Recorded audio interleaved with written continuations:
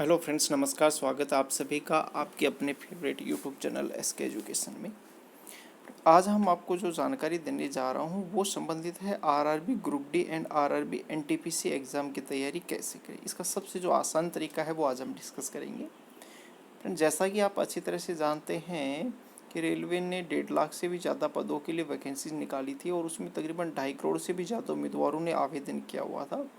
तो इस तरह आप समझ सकते हैं कि कंपटीशन बहुत ज़्यादा टफ होने वाला है। आपकी एक अच्छी पढ़ाई करने की रणनीति आपको इस एग्ज़ाम में अच्छे मार्क्स दिला सकती है।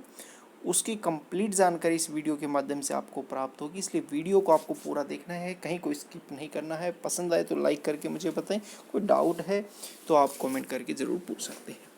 देखिए फ्रेंड्स, सबसे पहले जो बात आती है वो ये है कि आप किसी भी प्रकार के एग्ज़ाम में बैठें, चाहे वो आरआरबी ग्रुप डी का हो या आरआरबी एनटीपीसी एग्ज़ाम का ही क्यों ना हो, सबसे पहले परीक्षा का जो पैटर्न है उसको आपको अच्छे से समझना चाहिए। काफ़ी कैंडिडेट्स ऐसे हैं जो फर्स्ट टाइम एग्ज़ाम में बैठेंगे और कंप्यूटर बेस्ड ये एग्ज़ाम होगा तो वो आधे तो वहीं मतलब एक टाइप से परेशान हो जाते हैं कि एग्ज़ाम को कैसे सोल्व करें, टाइम नहीं बचा, इस तरह के उनके काफ़ी सेक्शन से वो रह जाते हैं।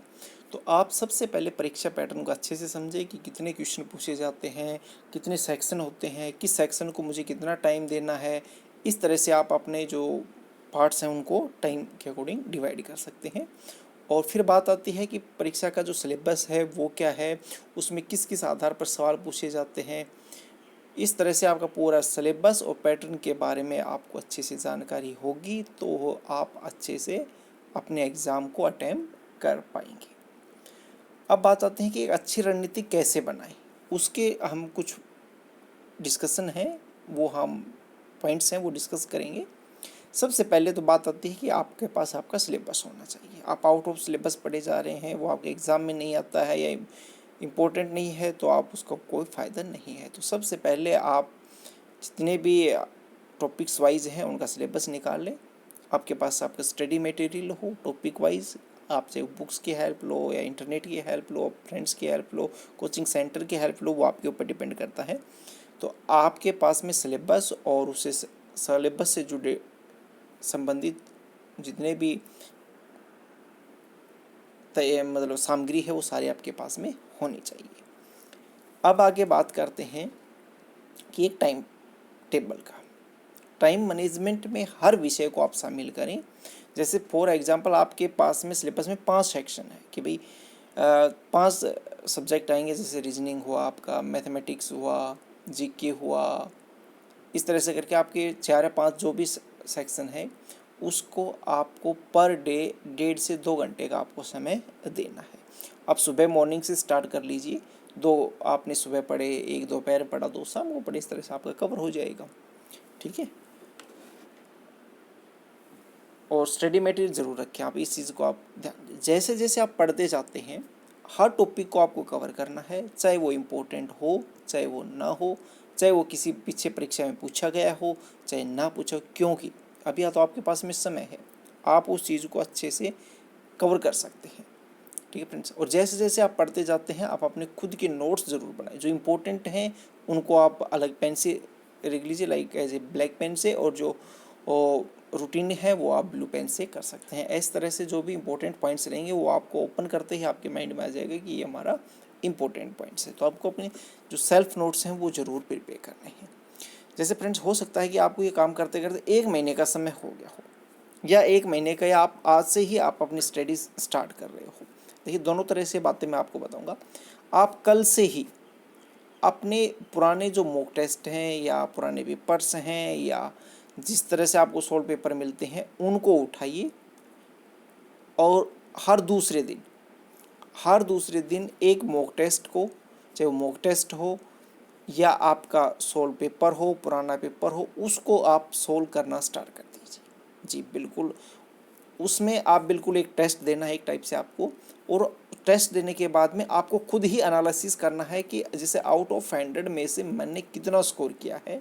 उसमें आपको खुद ही पता चल जाएगा कि मेरा कौन सा पॉइंट है वो वीक है, जिसको मैं अच्छे से और अच्छे से पढूं, ताकि जब भी मेन परीक्षा हो तो उसमें इस तरह का मुझे परेशानी ना हो। जैसे जैसे आप हर दूसरे दिन तो करते करते मतलब महीने में आप जब 15 इस तरह के मॉक टेस्ट देंगे तो आपकी तैयारी आपको खुद ही पता चल जाएगा कि इस सेक्शन के अंदर, रीजनिंग के अंदर या मैथ के अंदर या जीके के अंदर मैं बहुत ही वीक हूँ और मुझे इस सब्जेक्ट को ज़्यादा समय देने की ज़रूरत है।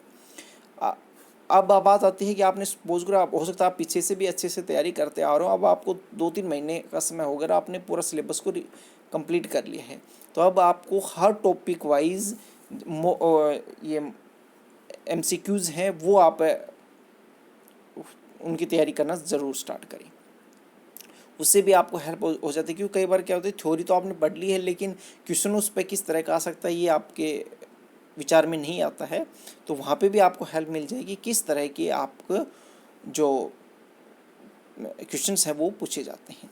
और अब बात आती है कि आप घर पे बैठे हुए हैं, आप क्लासेस अटेंड नहीं कर पा रहे हैं, तो आप घर पे ही ऑनलाइन स्टडी कीजिए, ऑनलाइन ही मॉक टेस्ट दीजिए आप, क्योंकि जो आपका कंप्यूटर एग्ज़ाम है वो कंप्यूटर बेस पे है, तो आपको समय भी वहाँ पे जब मॉक टेस्ट देते हैं तो टाइम भी चलता रहता है, उसमें आपको टाइम का भी आपको ध्यान रखना है। हो सकता है कि एक पेपर या 2 पेपर आपके ख़राब हो जाएं, उसके बाद में खुद ही आपको ये एनालिसिस करना है कि भाई 4 सेक्शन है, 60 मिनट का मुझे समय दिया, फॉर एग्जाम्पल बता रहा हूँ मैं, 60 मिनट का समय दिया जा रहा है तो मैं 15-15 मिनट एक को दूंगा।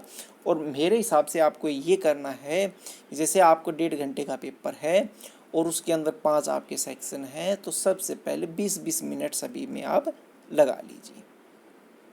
20 मिनट मतलब उस हिसाब से आप टाइम को मैनेज कर लीजिए। जैसे 90 मिनट का है तो आप 70 मिनट तक का टाइम कंप्लीट कर लीजिए, 20 मिनट आपको सेव करना है। क्वेश्चन आप फर्स्ट से स्टार्ट कर लीजिए, आता है तो ठीक है, नहीं आता तो उसको स्किप करते हुए आप आगे बढ़ते जाएं। इस तरह से जब आप पूरे 100 क्वेश्चंस तक पहुंचेंगे तो आपको ये पता चल जाएगा कि मैंने एटलीस्ट 40 या 50 जो क्वेश्चंस हैं वो कवर कर लिए हैं। अब आप हो सकता है कि जब आप फर्स्ट टाइम 1 से क्वेश्चन से लेकर 100 क्वेश्चन तक आप पहुँचे तो हो सकता है कि आपको सिर्फ 30 मिनट का ही समय लगा हो 1 मिनट के लिए, और फिर आपको दोबारा से जो क्वेश्चन आपके रह गए हैं वहाँ से फिर से आपको स्टार्ट करना है, फिर आपको कंटिन्यू ऐसे ही आगे बढ़ते हुए जाना है। हो सकता है कि अगली बार भी आप 30 मिनट में हो सकता है 10 क्वेश्चन ही सोल्व कर पाएँ, तो इस तरह आपके क्वेश्चन हो गए पूरे 50। अब फिर आपके पास में आधा घंटे का समय और बच गया है और आपके 50 क्वेश्चन बचे हुए हैं। हो सकता है उसमें से आप 30 क्वेश्चन दोबारा से भी निकाल पाएँ। इस तरह से आपको रणनीति बनानी है, या फिर आपको लगे कि ये क्वेश्चन मुझे ज़्यादा टाइम लेगा, ये क्वेश्चन मेरा कम समय लेगा, या ये टॉपिक मेरा ज़्यादा लेता है और ये सेक्शन मेरा कम टाइम लेता है, उस हिसाब से भी आप अपने आपको मैनेज कर सकते हैं। लेकिन तैयारी करनी है एक रणनीति के हिसाब से करनी है। कंपटीशन टफ होता है क्योंकि काफ़ी स्टूडेंट्स इसके अंदर पार्टिसिपेट करते हैं, मेरिट लिस्ट बहुत ही हाई जाती है जैसा कि आप अच्छी तरह से जानते हैं, और काफ़ी नए स्टूडेंट आते हैं उनको इस तरह की जानकारी नहीं होती है, वो भी इस तरह की रणनीति बना करके अपनी पढ़ाई जरूर करें। Thank you very much. Next.